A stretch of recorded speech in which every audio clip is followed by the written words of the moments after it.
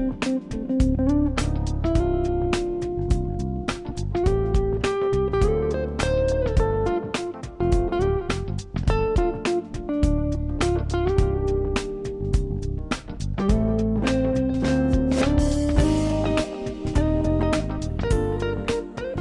and welcome to another edition of Community Tapestry. My name is Napoleon Bell and I'm the Executive Director with the City of Columbus Community Relations Commission. We have a great program in store for you, so I know you won't want to get up out of your seats. Our first segment, we're going to be speaking with an officer about what he's done in his daily routine as a police officer, but some of the things that are more critical that he's been through in regards to using his firearms. So we really want to dive into this deep. So let's go ahead and get started.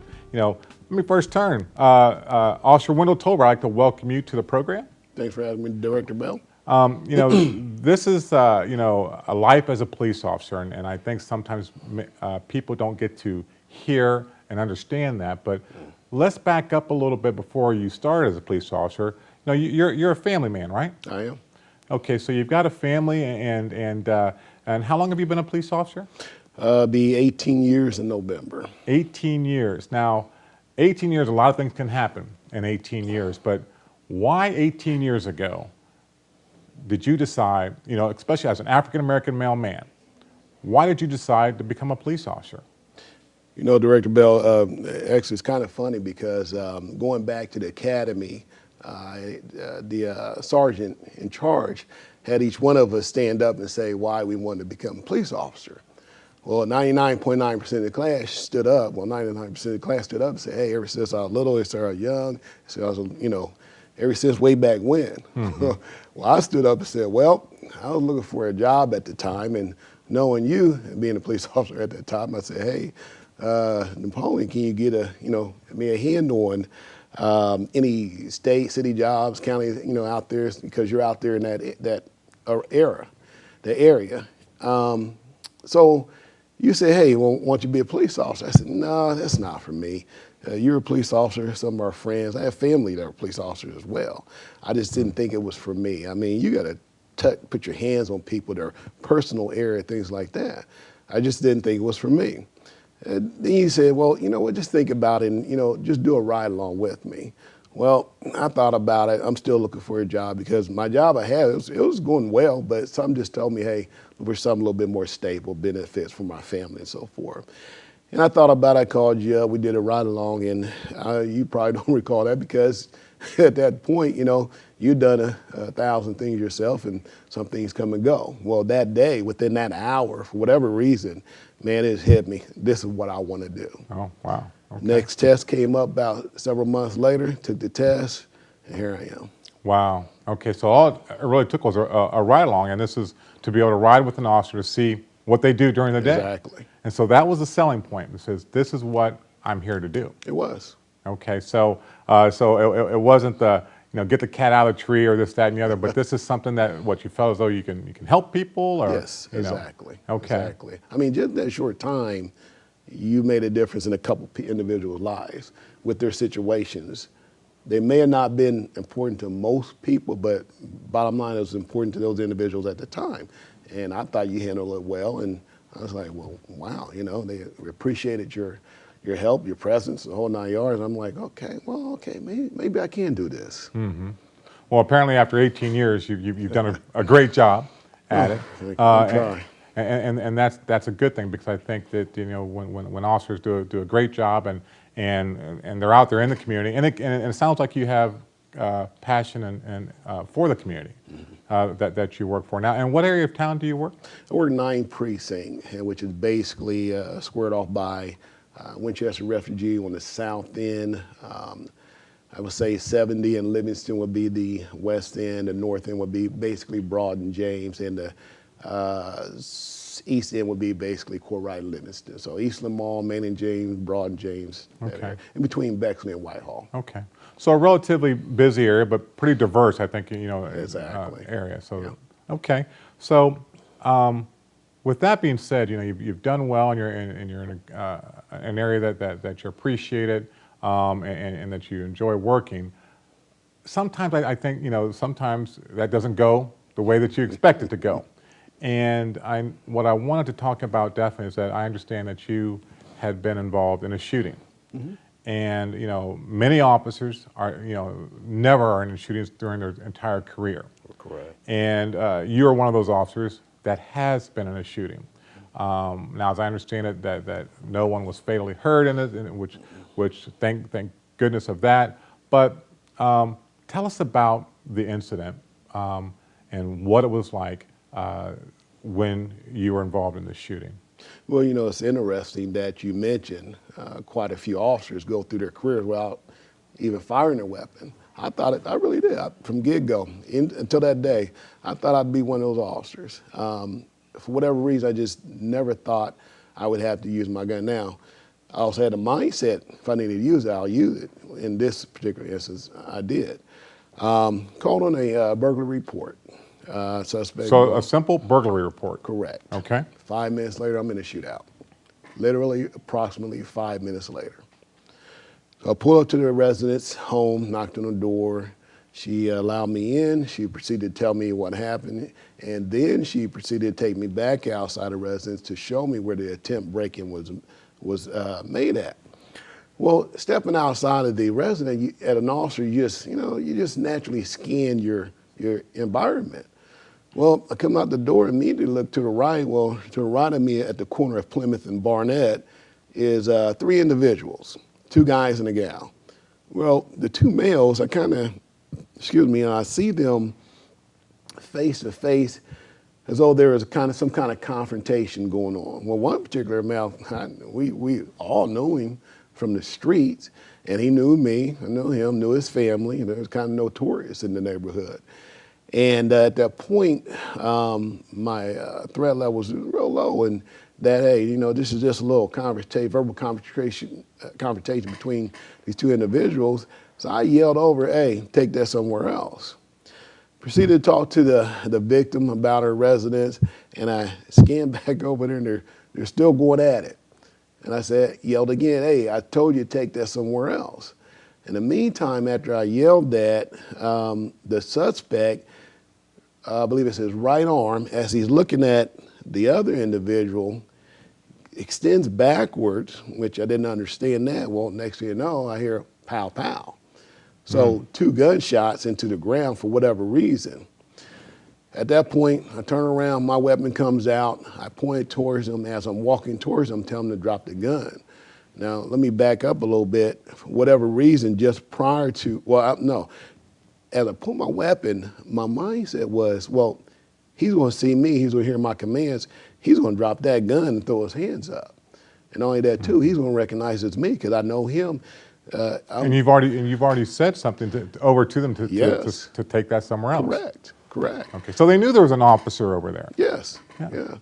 But I think they were so involved in their argument, disputes, whatever you want to call it, they kind of, just didn't pay too much attention to me. Right. And this individual too, again, I have many encounters with him and some of his family in the street. So my mindset was, oh, well, he's going to see me, recognize 1, I'm an officer, 2, hey, it's Wendell, it's Officer Tolber. Right. Let me drop my weapon and go.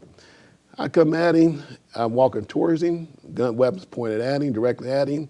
In the meantime, as I have my weapon pointed at him, I'm concerned with the individual next to him, and then there's a female too behind him. So loud commands, drop the gun, drop the gun.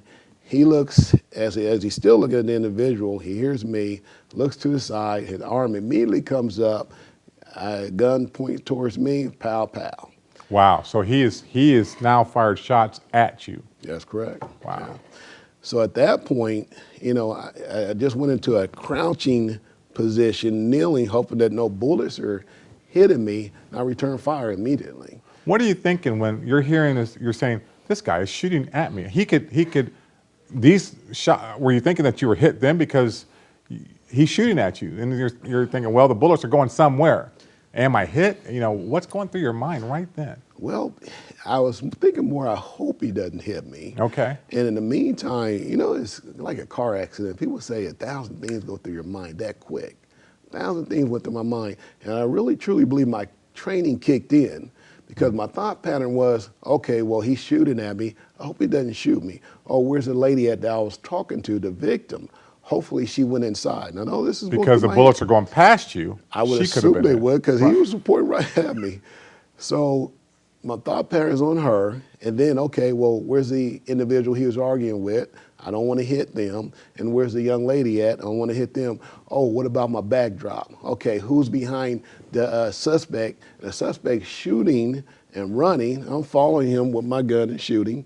So, okay, what's behind him at that point? Well, there's some brick buildings there. I hope nobody's standing out there. I got to stop this threat.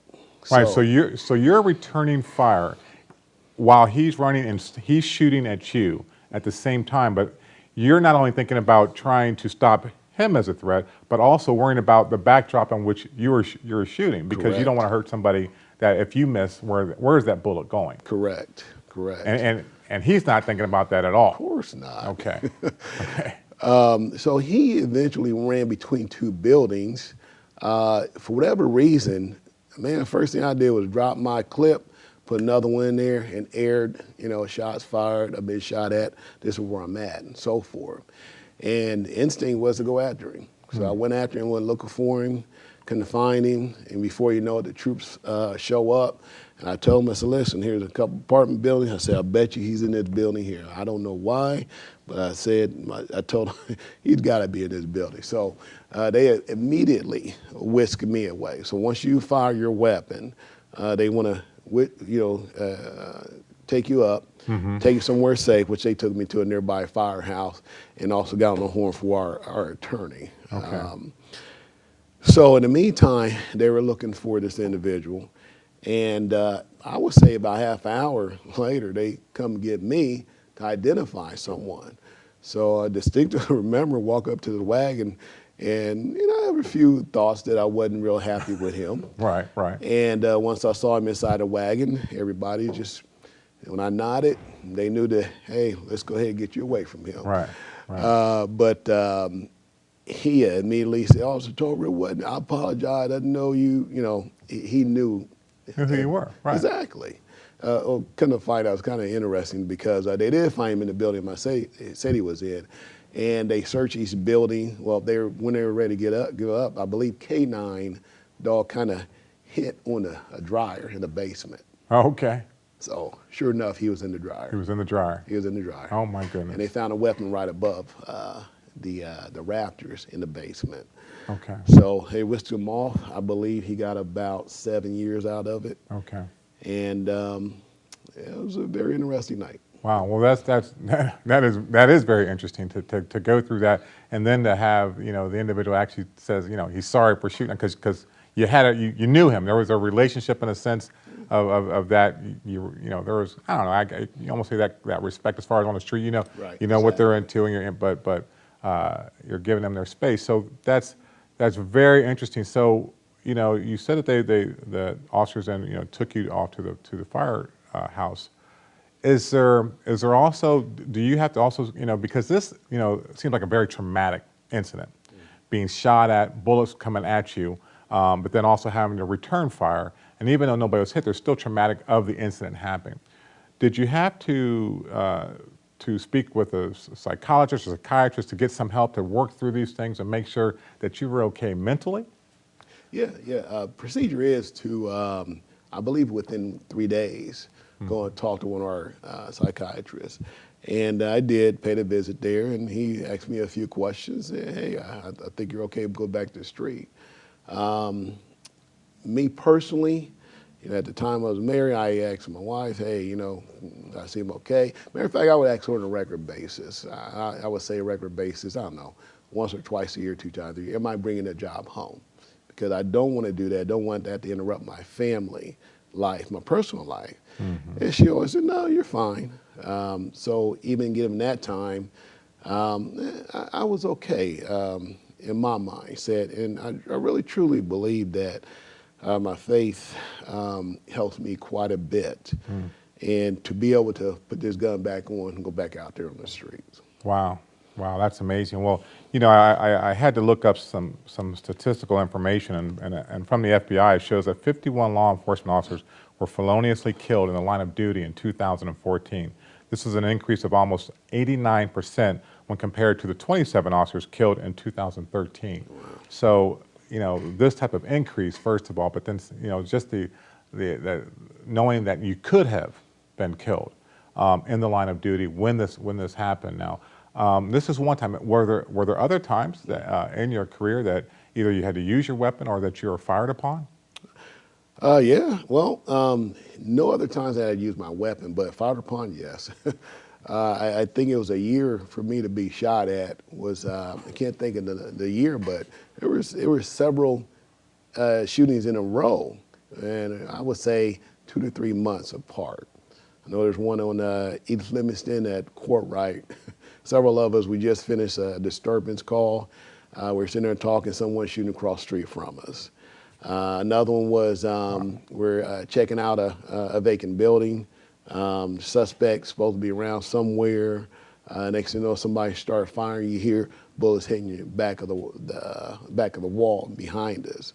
So we're trying to go where, and that's just it too. As they're shooting at us, or as they stop, we're immediately going where the bullets are coming from. Oh, I recall another instance at a nightclub. They were let out for the night. Everything was actually I was taking an accident report, and actually, you just hear a ton of gunfire just going crazy. And you can literally hear the bullets going past you. Wow. So there were several times that happened. I had people try to take my gun on several occasions. I had to fight for that. Now, have you ever been hurt out of these fights and things you've been through? Yes, one occasion, the big fight, as a matter of fact, the same bar, a big fight breaks out, everybody's all over the place. We're trying to get people to comply. One individual really got out of hand. I went to place my hands on him and place him under arrest for not refusing to leave when we told him to leave. He became very violent. Another officer came to assist me. The officer took and grabbed him. We all go down. I had mace in my right hand. My fist goes down to break my fall. Next thing you know, my wrist is about twice the size it normally is. I managed to put my mace away, get my cuffs out, and still put the cuffs on this kid.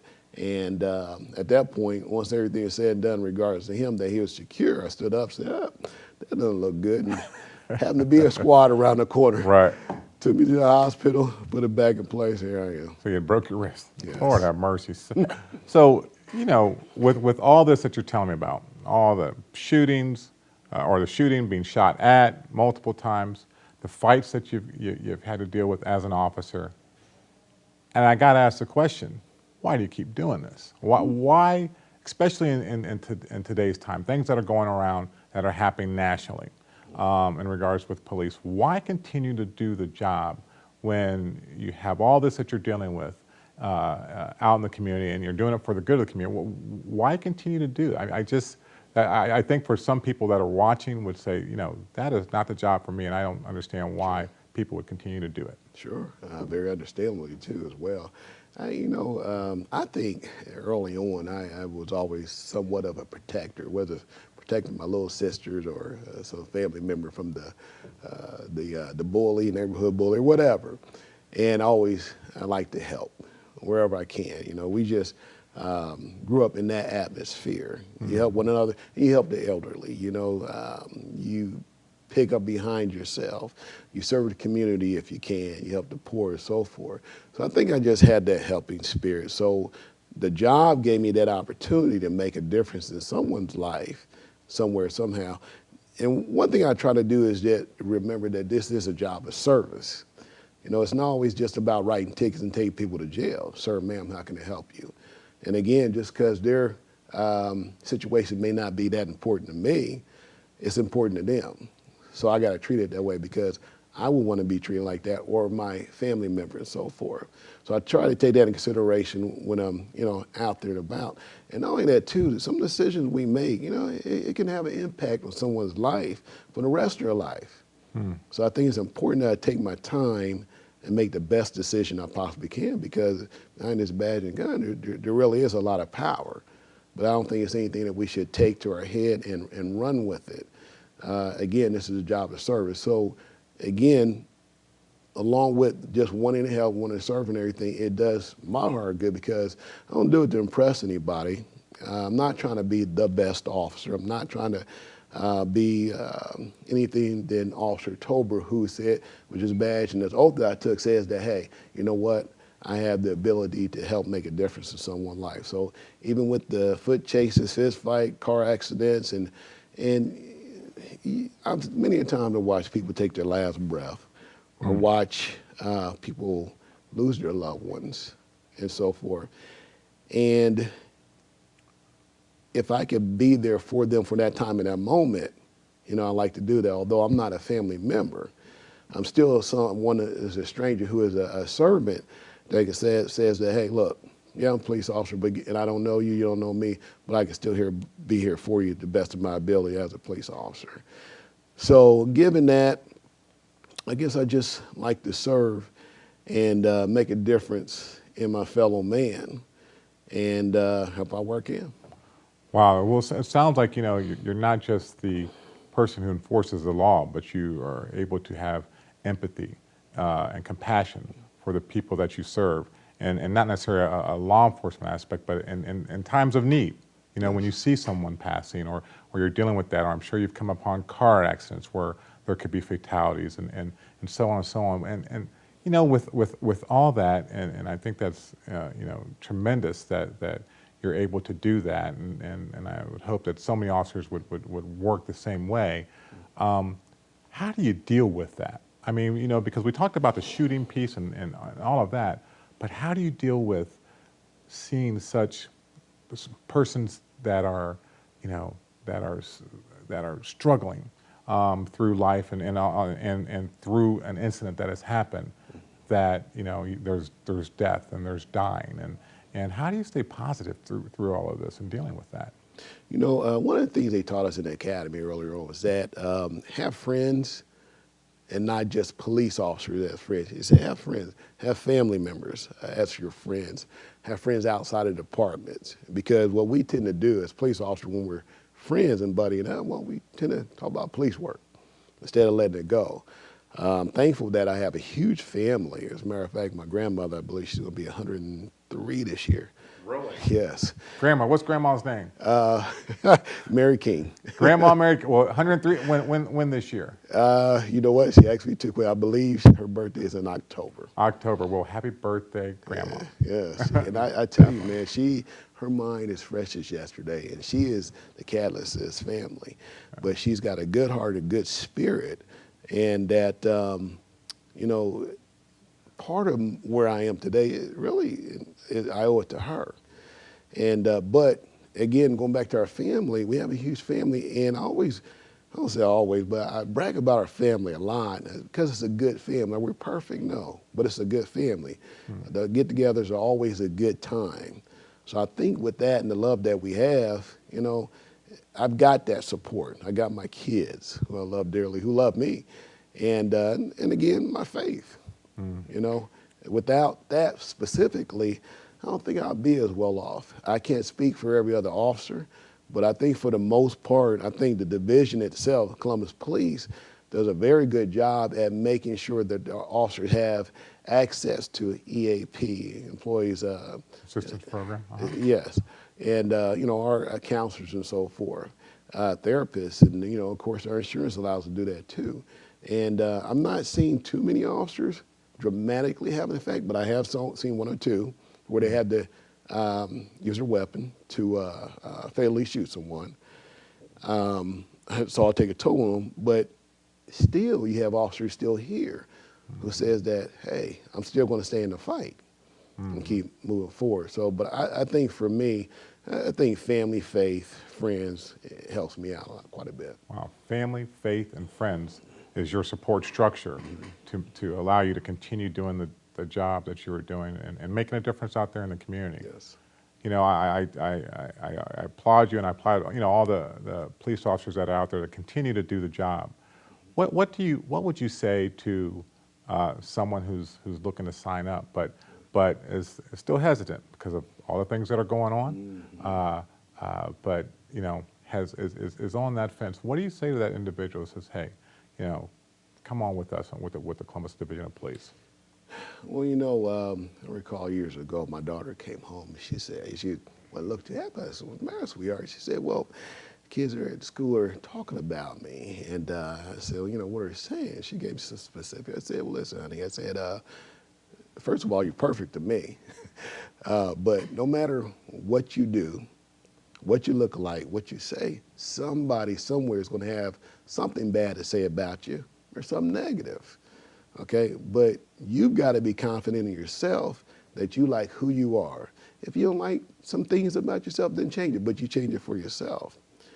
My point of that story is this here. If I had someone who's interested in coming on, that, hey, listen, you got to understand that you can do all the right things. And someone can say, hey, you know what? The officer looked at me wrong. I don't like that. And I don't like his demeanor. But you had all the right intentions. You can't let that bother you in regards to doing your job.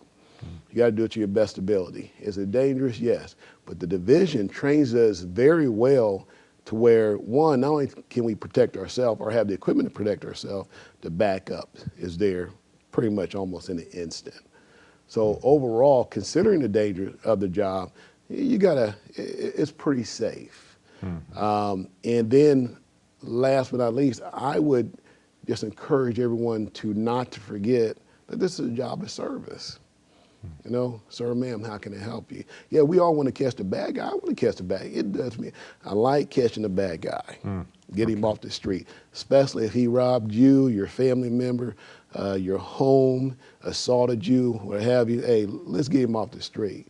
But there just come those times to where we just need to, one, respect people, two, remember again, hey, we're here to serve you. How can I help you today? Well, so many things that you've talked about today, I don't think the average resident gets to hear that and to understand that about a police officer and being in the shoes of a police officer, not only at work but at home. And you talked about making sure that you do not take that home with you, and that seems like it's an important piece. Do you hear that? I mean, you said it, but that was told early on in the academy about making sure you don't take that home with you. Correct. So, 18 years. What do you do then to do you spend most of your time with family after you're off work and you're done? Is now it's family time and you hang up the hat and the uniform and say, I'm dad now. Exactly. And that's just it too. Right now, my kids are the most important thing to me. We just got back from Myrtle Beach. And we had a great time, fantastic time. So, and then even at home, hey, it's time to spend time together. That's what I enjoy. Do I like some me time? Sure I do. But my focus is on them. And then my extended family, my relatives and so forth, our get together. Mine is kind of like the gathering house. But again, with that in mind, that helps keep me grounded. I like to work with my hands. I like to build things, work on things around the house, fix things, anything to say that, hey, you know what, my mind doesn't have to stay on the job. So it seems like, you don't want to be I'm always a police officer, on duty or off duty, and I'm, out there in my regular car looking for the bad guy type thing. That's correct. Speaking of which, I will give an account of an off-duty incident because we're required to carry our weapon 24/7. And I don't think that's another thing that the public is aware of. And not only that, I don't think they're aware of that, hey, 24/7, we're a police officer. Right. But whether you want to be or not, you're a police officer and you were sworn to uphold the law. Correct. So. Yeah, and not just turn my head the other way. And I think, I know for a fact, most of the time, most individuals don't know they're sitting next to a police officer in a restaurant at the BMV or what have you. But I'll give an account of another gun story. One night I go to a gas station to pick up something, snacks or something like that. It was just a quick run in, run out. But my mindset before I left home was, get your gun. Get your gun and your badge, which we're required to do anyway. Right. I have to admit, for a second there, I was like, I don't need that. I better take it anyway. Get to the gas station, run in and grab my snacks. In between the pumps, there's a car, another car, two individuals, actually two individuals and one standing to the side fighting. Let me call it in. Well, next you know, the third individual comes out with a shotgun. Hey, this is a gun run now. I stoop down my truck, my gun comes out. I'm just keeping an eye on the situation at that point, waiting for backup to get there. At that point, I believe the suspect with the gun heard the sirens coming. He goes to put the gun back in the car or get back in the car with the gun. Well, instead of allowing him to get back in the car with the weapon, not knowing what he's going to do with it, take off, whatever, and just not seeing where it's at, I decided to get out with my badge. I believe I have a chain with my badge on it, badge with my chain on it, chain with my badge on it, and made it known. Comes police officer, drop the gun, get down on the ground. Thank God everybody complied. I don't know if it's because the sirens they heard coming or what, but everybody got on the ground. I held my gun point until everybody got there for backup. Had to do a report, get back to home, and call it a night. You know, it sounds like everybody should do a ride along with you because they're going to be busy regardless, whether you're on duty or off duty. 9 precinct, they are. Well, Officer Tolber, it's been tremendous having this conversation with you. I'm hopeful that the community gets has watched this and has insight into what an officer goes through, but also not just the work, but other things that impact his life and of your life and others, their family and their friends and faith that you continue to work by. So I really appreciate what you're doing out in the community. Continue to do it. Thanks, and we'll be right back after this message.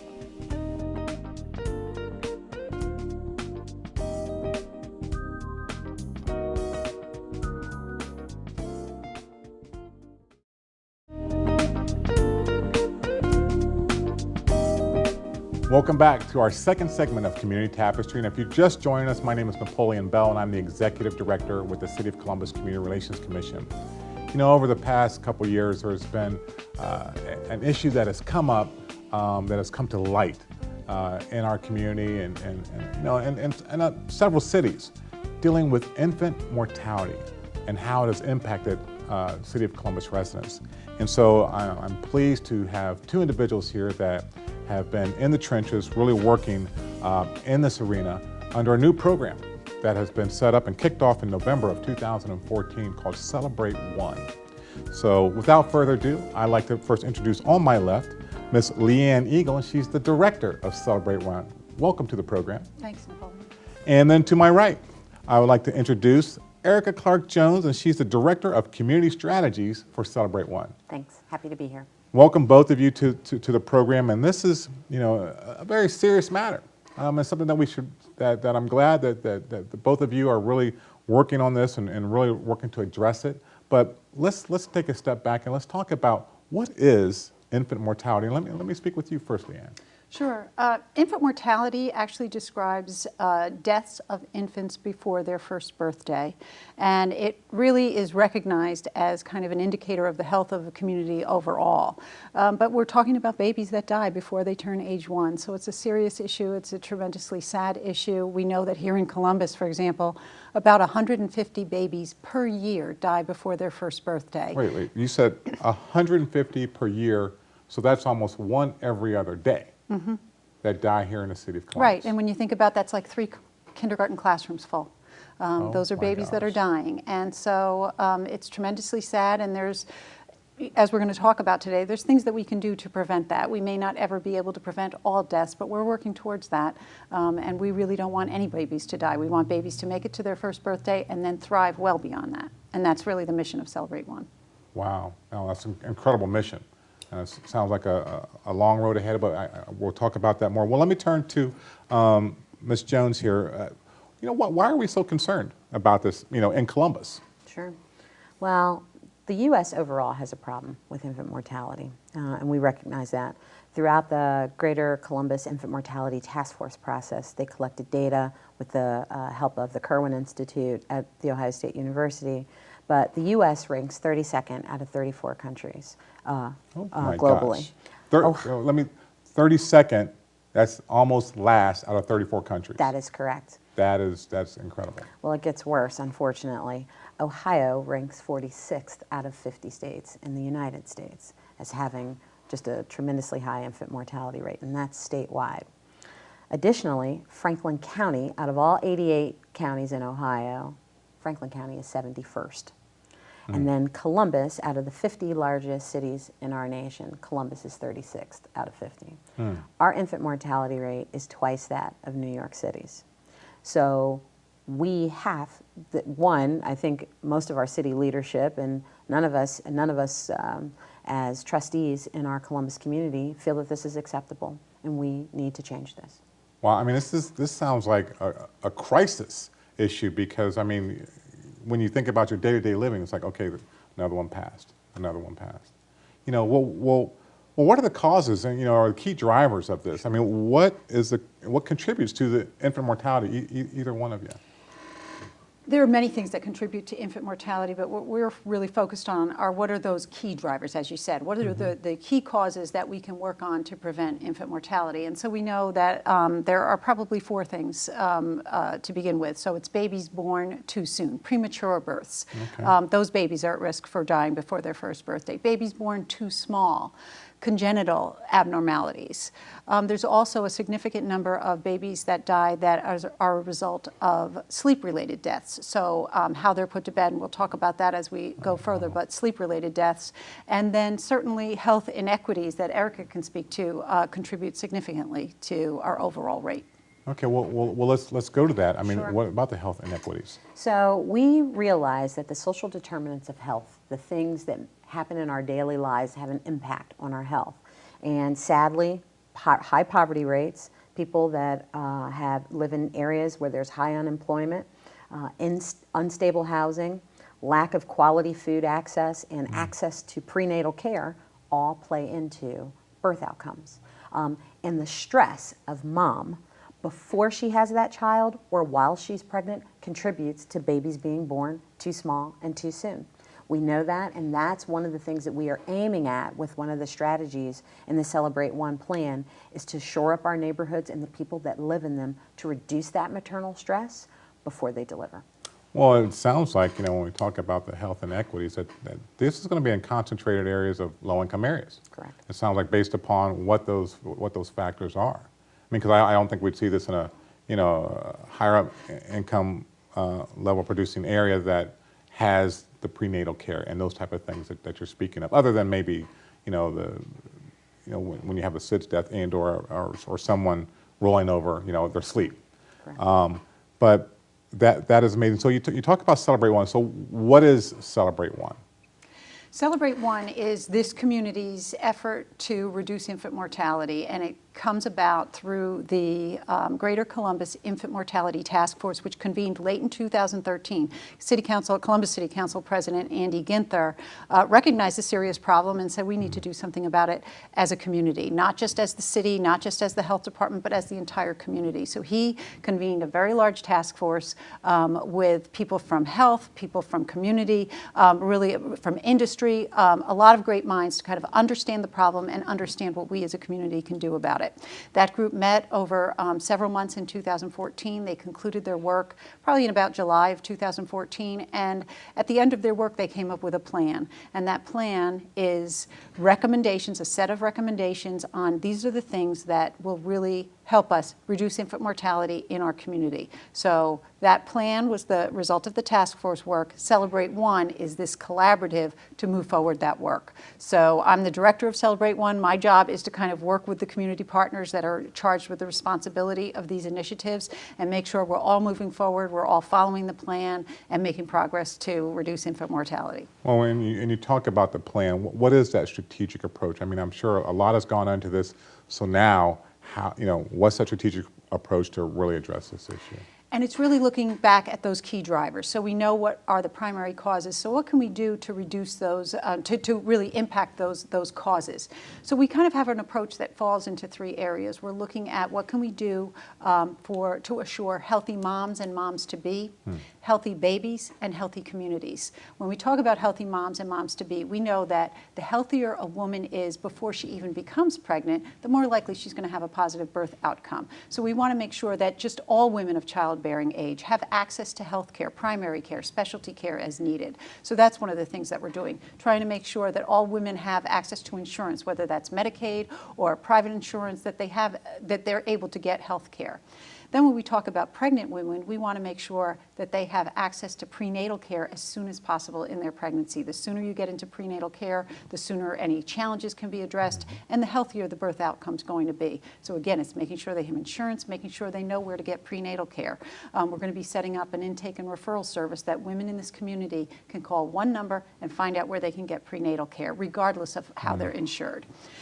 So healthy moms and moms-to-be, we want to make sure that the prenatal care that exists in this community is of the highest clinical quality. So we're working with the hospital systems and providers in the community to make sure they're at the cutting edge of what really works in prenatal care. And then working with moms to make sure that postpartum they have care, that they're breastfeeding and those kinds of things. So that's kind of the healthy mom piece. For healthy babies, we want to make sure that babies are brought home to a safe, stable home, that they're not exposed to tobacco smoke, so helping moms and family members with tobacco cessation, those kinds of things. And then we also want to make sure that babies have safe sleep environments. We know that sleep is, improper sleep practices is a major contributor. So what can we do to make sure these babies are put to bed in a safe place and properly, that's going to reduce their risk. And then that final area is the healthy communities piece, and that really gets at what Erika was talking about with the health inequities, and Erika's really working kind of to get into the neighborhoods and impact that piece. Well, it sounds like there's a lot of education that's going to have to go on here, because you're talking about working with these young women about before, during, and after, and it's all about that care.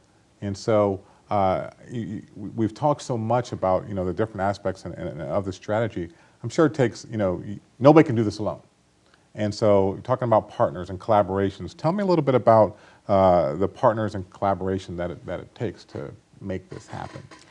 We are fortunate, Napoleon, to have some really dedicated organizations and individuals that have said, once they learned about how serious this issue is, what can we do to help it? So our partners are many. For example, the City of Columbus has really stepped up in a big way. Both the Mayor's Office and Columbus City Council are providing funding and support for the effort. We're also working very closely with Columbus Public Health. They've been in this game trying to work on infant mortality for years, so they have a number of strategies that they're working on.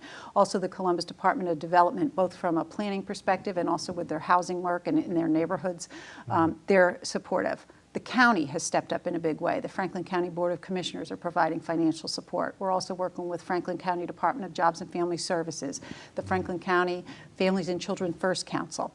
So those are some government entities that are working with us, but then we have the hospital systems. All 4 hospital systems in this community are really dedicated to supporting these efforts, whether it's in a clinical capacity or community outreach.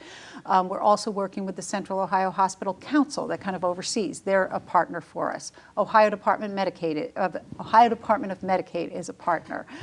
So it's groups like that that have said, whatever you need us to do, we'll jump in and do it. Nationwide Children's Hospital, they have a Partners for Kids. They're looking at making sure teens are healthy, especially young female teens, so that, again, they'll enter pregnancy as healthy as possible whenever that may be. So there's really a lot of good support in this community, and people are enthusiastic and really passionate about the work that they're doing. Yeah, it definitely sounds like, and when you talk about it takes a village to raise a child, this literally, everybody is on this to wrap their arms around, these young mothers and these young babies. And get them to their first birthday, absolutely. Get them to their first birthday. And if I could add, to that list of partnerships, I would also include a lot of our faith-based institutions in all of our neighborhoods across the city, and our community-based institutions, people that are boots on the ground in the neighborhoods. They are also in partnership with us. And so when our larger partners want to push out initiatives and programs and funding for programs, our community-based organizations, our civic groups, our area commissions, everyone is paying attention to this issue, and they want to help as well. Yeah. So they are also included in the partnership. Wow, well, you talk about the neighborhoods and boots on the ground. Well, what are those neighborhoods that Celebrate One is focusing on? Sure. Well, there are 8 neighborhoods where we know the infant mortality rate is higher than that of the general community. In some of these communities, it's almost 3 times higher than our Columbus community. Wow. But they do include the near South Side, they include the near East Side, and South London. Those are our Phase 1 neighborhoods where we are wanting to work in those communities this year. Additionally, Hilltop and Franklinton are also neighborhoods of concern, as well as the Morse Road 161 corridor, the northeast section of our city, as well as the southeast section around Eastland Mall. Those are our 8 high priority communities.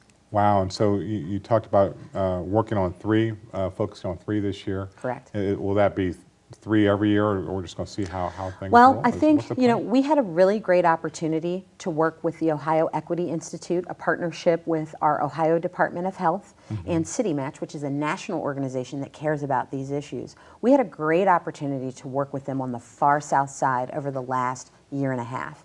And we've learned a tremendous amount about creating interventions that work in the community and bring folks together, expand the capacity, and wrap their arms around new mothers and new babies. And so what we've learned from there, we are taking it and applying it to our Phase 1 neighborhoods, South London, near South, and near East. We also think what we'll learn from working in those communities, because every community is different, we'll be able to apply that to the remaining 5 neighborhoods. Wow, so you know, when we talk about boots on the ground and these neighborhoods, well, how do you, you know, it's such, you know, it seems like such an incredible problem, and you're talking about larger neighborhoods. How do you engage all these residents? Sure. So again, having been informed, one, by successful initiatives like the Southern Gateway Initiative on the South Side and the Ohio Equity Institute, we started community conversations. And what we learned was there are probably a series of conversations that have to be had. A lot of them are about the quality of life in our neighborhoods. It's about race and the stress of having racial tensions and community violence and the things that impact the health of people in their neighborhoods. So we have forums to talk about this. So our community engagement series is 6 meetings happening in the first 3 Phase 1 communities over, I think it's over 12 weeks that we're having these conversations. They started in June, and they're going through the beginning of September. And we invite everyone to come, whether you live, work, worship, study, or recreate in any of these communities, you are welcome to join this conversation and talk about what we see mothers experiencing, what fathers are experiencing, the challenges of new mothers in those communities, and, you know, do they have easy access to care? Easy access to transportation. You know, what are the barriers keeping them from care or fresh food or a healthy home?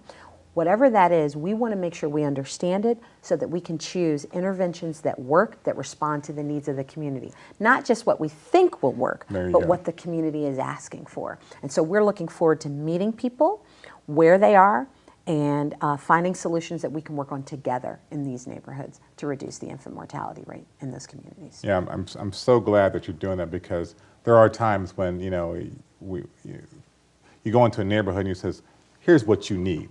But what I'm hearing is that you're saying, let's talk about what your needs are and how you see it, because their perspective can be totally different. That's correct. Than those service providers. That's correct. Of what their needs are. And when you talk about dealing with, you know, whether it's safety and those issues that impact the stress, I mean, so now you've got safety even involved to help reduce that going on there. So you're literally talking, all hands are on deck. That's correct. To address this issue. And it's talking and listening. I think that's a key part of Erika's effort, is really listening. And too often people make that mistake where they just go in, as you said, and say, here's what we know you need. Yeah. Here's the problem. We know what you need. We know, we're from the government, we're here to help. You. It's really a question of listening to people, understanding their experience, and then, as Erika said, working together to kind of come up with the solution that's going to work. Right. And I imagine that we can't expect that, okay, now I've come and told you what our problems are. I want this taken care of today. Right. Or in the next 3 months. I mean, this is sounds to be definitely a large problem, which a lot of education, a lot of partners have to come together, and it's going to be for the long haul, though. Absolutely. To get this done. Yeah. Excellent, excellent. Well, you know, so we talk about these things that are needed. What resources are available that are out there? Well, I think when it comes to communities and what's available for families right now, we know that making the connections to care prenatal care and perinatal care and care for the infant is essential. So we've got linkages to care. We have cribs available and safe sleep surfaces. Oh, wow. Because we know our Safe Sleep campaign says a baby should be alone on its back in a crib. Not the bed, not the couch, not the floor, but alone on its back in a crib. And alone means nothing else in the crib with it. Not bumpers, not blankets, not stuffed animals. Alone on the back and in the cribs. That goes totally against what Absolutely. I've ever known. Absolutely. That is correct. I mean, we've got the dolls in there and this, that, and the other. It's been a long time ago, but with that, you don't think of it that way. That's correct. And for families that don't have resources to an extra crib or a crib at all, we have those available at the health department. Those are no-charge cribs, and they show you how to use them properly. Additionally, we have car seats available. You know, a baby must travel in a car seat. Those are also available at low or no cost to new moms, and connections to coverage.